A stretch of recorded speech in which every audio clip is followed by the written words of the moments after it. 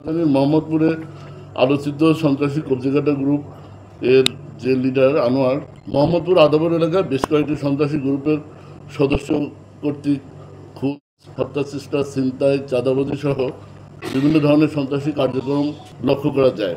এ সকল সন্ত্রাসীদের বিরুদ্ধে হামলা ও ছিনতাইয়ের অভিযোগে রাজধানীর বিভিন্ন থানায় একাধিক মামলা ডায়েরি রুজু করা হয়। বিভিন্ন গ্রুপের সন্ত্রাসীরা নিজেদের মধ্যে আধিপত্য বিস্তারের লক্ষ্যে এক গ্রুপ আরেক গ্রুপের সাথে প্রতিনিয়ত সংঘাতে জড়িয়ে মারামারি, খারাপি এবং ধারালো অস্ত্র দিয়ে জখম করার যে একটা অশুভ প্রতিযোগিতা আপনারা ইতিমধ্যে দেখেছেন, বিভিন্ন নিউজও করেছেন। বিগত সময়ে কতিপয় সন্ত্রাসী রাজধানীর মোহাম্মদপুরে এক যুবকের হাতের কবজি বিচ্ছিন্ন করে তা ভিডিও ধারণ করে টিকটকে এটা প্রচার করে এবং রান্না করার হাঁড়িতে এই কবজি সিদ্ধ করে সে এটা স্যুপ হিসাবে এটা সে পান করবে, এভাবে সে ঘোষণা দেয় এবং এই সেই কবজিকাটা আনোয়ার, এবং এরপর থেকে তার নাম হয়ে যায় কবজিকাটা আনোয়ার। এই বিষয়গুলো সুশীল সমাজকে এবং আমরা যারা সমাজবদ্ধ আমাদেরকে প্রচণ্ডভাবে নাড়া দেয়। আমরা এরপর থেকেই এই কবজিকাটা আনোয়ার এই গ্রুপের প্রধান আনোয়ারের পিছনে আমরা মনোনিবেশ করি। আমরা গতকাল কেরানীগঞ্জ এলাকা থেকে দীর্ঘদিন অনুসরণের পর তাকে আমরা আটক করতে সক্ষম হই। এই আনোয়ারের একটা ক্যারেক্টারিস্টিক হলো সে কোনো মোবাইল ফোন ব্যবহার করে না, তার কোনো মোবাইল নেই, সাথে কখনো সে মোবাইল রাখে না। আমরা এ যাবৎ প্রায় 200 শতাধিকের অধিক মোবাইল নাম্বার পার্সিউ করেছি।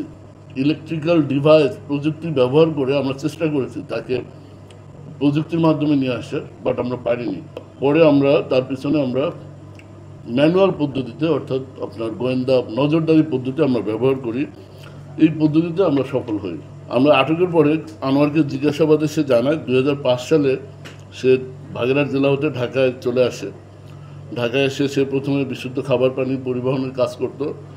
পরবর্তীতে সে ট্রাকের ড্রাইভার হিসেবে, হেল্পার হিসেবে এবং ড্রাইভার হিসেবে দীর্ঘদিন চাকরি করে, দীর্ঘদিন পেশায় থাকে। এখান থেকে এই ট্রাকের ড্রাইভার এবং হেল্পার এবং ট্রাক স্ট্যান্ড কেন্দ্রিক অপরাধ জগতে তার হাতে খড়ি। সেই ট্রাক স্ট্যান্ডে চাঁদাবাজি, মারামারি, এটার মাধ্যমেই সে এই অপরাধ জগতে সে নাম লেখায়। 2024 সালে, এবং আপনারা জানেন ধারাবাহিকতায় সে আজকে এই পর্যায়ে চলে আসে। তার এরিয়া হলো যখন এই কবজি কেটে যখন ভিডিও টিকটক করে যখন সামাজিক যোগাযোগ মাধ্যমে ছড়িয়ে দেয়, এরপরেই সে তার কুখ্যাতি চারিদিকে ছড়িয়ে পড়ে।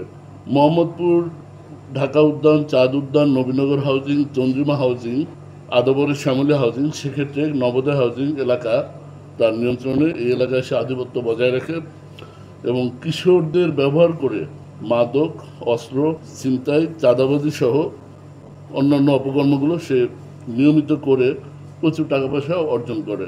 আমাদের একটা শর্ট ভিডিও আছে, সেখানে সে নিজেই স্বীকার করেছে যে আমি 3টা কবজি আমি নিজে কেটেছি, বাট আমরা জানি সে যাবৎ 7 থেকে 8টা কবজি কেটেছে, 7 থেকে 8 জনের কবজি কেটেছে।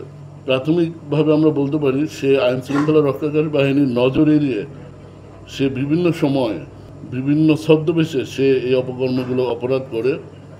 এমনকি তার একটা মডাস অপারেন্ডি হলো তার বাহিনী দিয়ে সে প্রথমে রাস্তা ব্লক করে রাস্তা এমনভাবে কাজ করে যে মনে হচ্ছে রাস্তায় সে যানজট নিরসনের জন্য সাহায্য করছে পুলিশের পাশাপাশি, কিন্তু আসলে সে এটা না।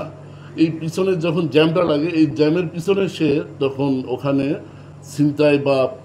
ছিনতাই করে বা কাউকে মার্ডার করছে কুপিয়ে, প্রকাশ্য দিবালোকে। এবং এইটার সতর্কতামূলক ব্যবস্থা হিসেবে তার অ্যাডভান্স টিম দিয়ে সে সামনের রাস্তাটাকে আটকে দেয়, আটকে একটা ব্লকেট তৈরি করে পিছনে তার সে নিজে এবং তার সাঙ্গপাঙ্গ নিয়ে টার্গেটের উপরে দিনে দুপুরে রাস্তায় কুপিয়ে হত্যা করে অথবা ছিনতাই করে। এটা তার একটা মডাস অপারেন্ডি।